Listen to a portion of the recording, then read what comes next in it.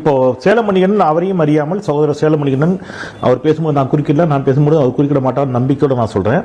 அவர் ஒன்றை ஒத்துக்கொண்டார். கார்கே, நீங்க கவனிச்சீங்களான்னு தெரியல, வாத பரிவாதம் வேகமா போகும்போது நீங்க அதை யாரும் கவனிச்சுக்க தவறிட்டீங்க. அஇஅதிமுகவையும் எடப்பாடி பழனிசாமியும் இயக்குவது பாஜக தான் சொன்னார். கவனிச்சிங்களா? எப்போ அப்படின்னா, இப்ப நல்லா கவனிச்சு பாருங்க. பாமக திமுக கூட்டணிக்கு வர வேண்டும் என்பதற்காக ராமதாஸ் ஐயா முயற்சி செய்கிறார். எனவே பாமகவை ராமதாஸ் ஐயாவை இயக்குவது திமுக. பாமக திமுக கூட்டணி இடம்பெற மாட்டோம் என்று சொல்ல முடியுமா? சொல்ல முடியாது. முக ஸ்டாலின் பக்கம் நாங்க போக மாட்டோம், விஜய் பக்கம் போறேன்னு கூட சொல்லுங்க, ஒத்துக்கிறேன். பழனிசாமி பக்கம் வர வேண்டாம், ஆனா திமுக பக்கம் போக மாட்டோம். திமுக பக்கம் போக மாட்டோம். என்ன அர்த்தம்? திமுக தான் பாமக இயக்குதுன்னு அர்த்தம்னார். இப்ப அப்படியே எடுத்துக்கங்க. நான் அதே கேள்வி திருப்பி கேட்கிறேன். 2026 தேர்தலில் பாஜக கூட்டணியில் இருந்து அதிமுக வெளியில் வரும் என்று எடப்பாடி பழனிசாமி சொல்லுவாரா? சொல்ல மாட்டார். அப்படின்னா என்ன அர்த்தம்? எடப்பாடி பழனிசாமி யார் இயக்குறாங்கன்னு அர்த்தம்? பாஜக தானே இயக்குதுன்னு அர்த்தம். இப்ப திமுக கூட்டணியில் இன்னும் போல ராமதாஸ் திமுக கூட்டணிக்கு போக கூடும் என்ற யூகத்தின் அடிப்படையிலேயே திமுக தான் ஐயா ராமதாஸை இயக்குகிறது என்று சகோதரர் சேலம் மணிகண்டன் சொல்லுவாரே என்று சொன்னால், எடப்பாடி பழனிசாமி அஇஅதிமுக அலுவலகத்தை பார்க்க போவதாக சொல்லி 4 கார் மாறி மாறி மாறி மாறி போய் அமித்ஷாவை பார்த்து கூட்டணி வைத்து விட்டு வந்தாரே, அப்போ எடப்பாடி பழனிசாமியை அமித்ஷா தானே இயக்குகிறார். அதான உண்மை. அப்படித்தானே எடுத்துக்கணும். சரி, அப்படி இல்ல அப்படின்னு வச்சுக்கோங்க, பாஜக இயக்கவில்லை என்று சொன்னால் உள்ளபடியே எடப்பாடி பழனிசாமி யார் இயக்குகிறார்கள்? நான் ஒரு பிரேக்கிங் சொல்லட்டுமா? இப்ப அவர் சொன்ன மாதிரி உள்ளபடியே எடப்பாடி பழனிசாமி யார் இயக்குகிறார்கள்? திமுக தான் இயக்குது.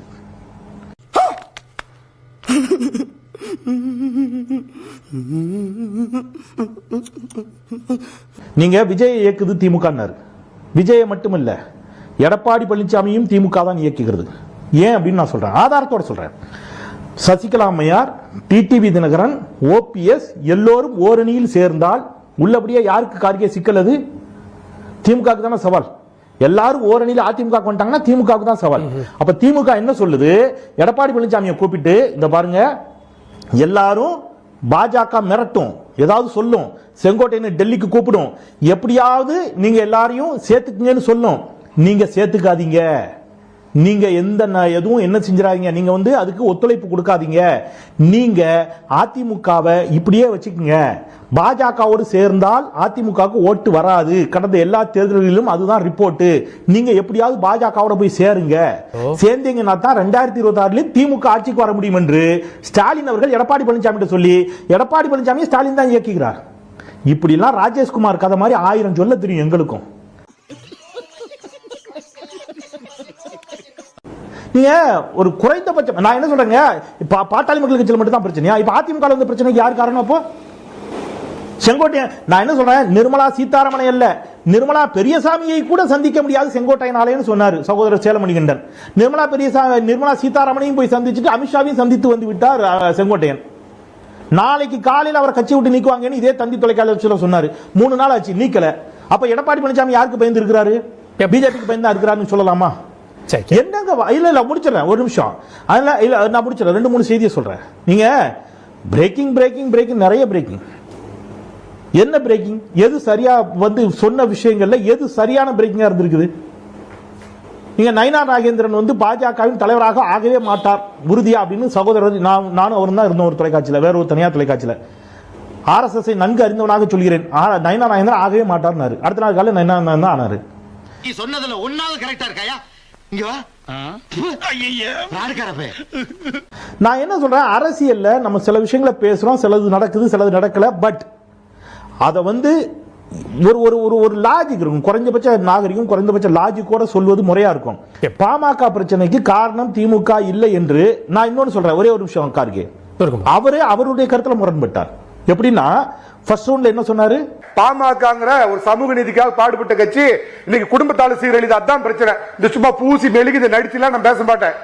அதுதான் இன்னைக்கு பிரச்சனை, அடிப்படை பிரச்சனை அதுதான். 2026 தேர்தலுக்காக திமுகவால் திரை, கதை, வசனம், டைரக்ஷன் எல்லாம் எழுதப்பட்டு அதுக்கு பின்னணி பாடகி சுசீலாவை பாட வச்சு கமல் 3.0 தயாரிக்கப்பட்டவர் தான் டாக்டர் ராமதாஸ். அவருடைய குடும்ப விவகாரத்தை சொல்லி, மரியாதைக்குரிய மருத்துவரையார் ராமதாஸ் அவருடைய குடும்ப விவகாரத்தை சொல்லி, அதுதான் பிரச்சனை, ஏன் புணுகு பூசி மறைக்கிறீங்கன்னு கேட்டார். கேட்டார்ல. அப்புறம் அவரே கொஞ்ச நேரத்தில் சொல்றாரு பிரச்சனைக்கு காரணம் திமுகங்கிறாரு. இப்ப பிரச்சனைக்கு காரணம் ஐயா ராமதாஸ் அவருடைய குடும்ப சிக்கலா திமுகவா? குடும்ப சிக்கல் தான் காரணம். குடும்ப சிக்கலுக்கு திமுக காரணமா? என்னங்க ஒரு பிரச்சனை வந்திருக்குது, அதை பத்தி பேசுவோம். 10.5% இடஒதுக்கீடுங்கிறது தான் உங்களுடைய உயிர் கொள்கை. அந்த கொள்கையை அடிப்படையாக கொடுத்து எடப்பாடி பழனிசாமி உங்களுக்கு கொடுத்து கிட்டத்தட்ட பாத்தீங்கன்னா தென் மாவட்டங்களில் ஓட்டு இருந்தார். அப்போ உங்க தார்மீக ரீதியான ஆதரவு, ஐயா நானும் அவனும் சண்டை போட்டுக்கிறோம், நான் 10 பேரா அவங்க 5 பேரா எனக்கு பிரச்சனை இல்லை, எங்களுடைய தார்மீக ஆதரவு எடப்பாடி பழனிசாமிக்கு தான். எங்களுக்காக 10.5% இடஒதுக்கீடு கொடுத்து அதனால் காயப்பட்ட எடப்பாடி பழனிசாமி பின்னாடி தான் நாங்க நிற்போம் அப்படின்னு நீங்க அறிவிச்சிருந்தீங்கன்னா உங்களை கையெடுத்து வணங்குவேன். 10.5 விழுக்காடு நீதிமன்றத்தில் தோல்வி அடைவதற்கு யார் காரணம் அதை சொல்லுங்க. அதையும் சொல்லி ரொம்ப டெக்னிக்கலா எய்ம் பண்றானே. நீதிமன்றத்தில் தோல்வி அடைந்தது அப்படியான இந்த ஓட்டை யார் வச்சா அதை சொல்லுங்க. மணியண்ணன் வேற யாரு? நான் தான் ஐயா. இரண்டாவது 10.5 விழுக்காடு முழுவதுமே அதிமுக தோல்வி சந்தித்தது. எக்ஸாக்ட்லி. இதுவரைக்கும் திமுக துரும்ப கிள்ளி போட்டிருக்கா? 10.5% இடஒதுக்கீடுக்கு திமுக துரும்ப கிள்ளி போட்டிருக்குதா? இதுதான் என்னுடைய அடிப்படை கேள்விங்க. சுருக்கமா இடஒதுக்கீட்டின் வரலாற்றை பற்றி ஒரு திரும்பையாவது கிள்ளி போட்டிருக்குதா திமுக அப்படின்னு சகோதரர் மணிகண்டன் கேட்டார்.